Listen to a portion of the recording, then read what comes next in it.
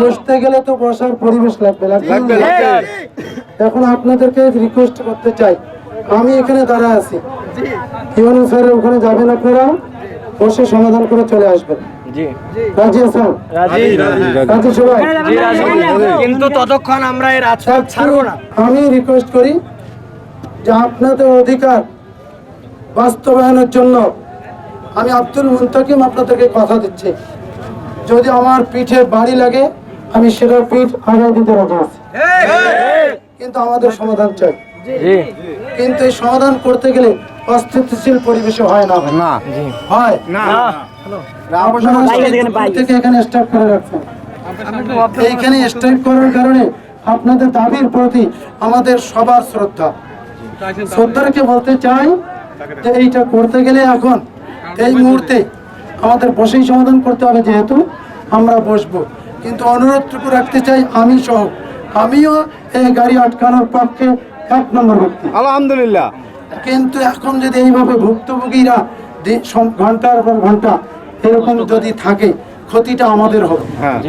এজন্য অনুরোধ করবো আপনাদের কাছে, আমরা রাস্তাটা ছেড়ে দিয়ে এখনই চলে যাব পৌরসভায় ইউনো স্যারের সাথে বসতে।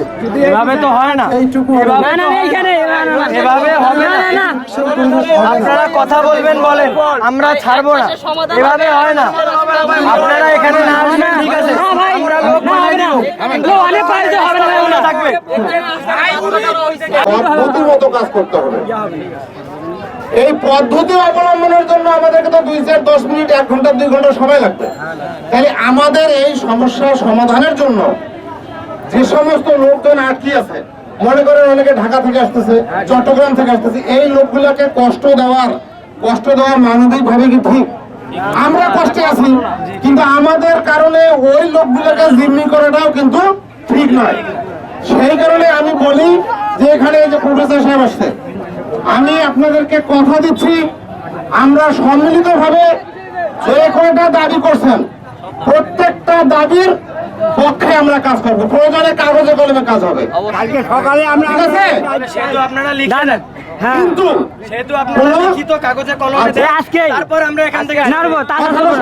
আজকে পড়াশোনা আমি এসেছি, আমাদের এইখানে বাধা পরিবেশ না ভাই, এটা এলাকা যেটা আছে, এলাকাতে কোনো পরিবেশ নাই ভাই। সমাধান দিবে, তারপরে আমরা রাস্তা ছাড়বো। মনে করেন যে মা বোন নিয়ে যাওয়ার কোনো পরিবেশ নাই।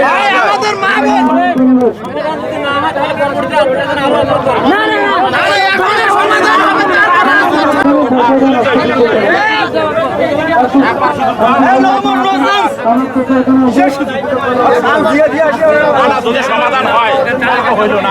আর সমস্যা ওনার পাতাগুড়ি সমস্যা, আর আমাদের এইদিকে একটা মানে প্রায় 100 বাড়ির মতো ডুবে আছি আমরা পানি।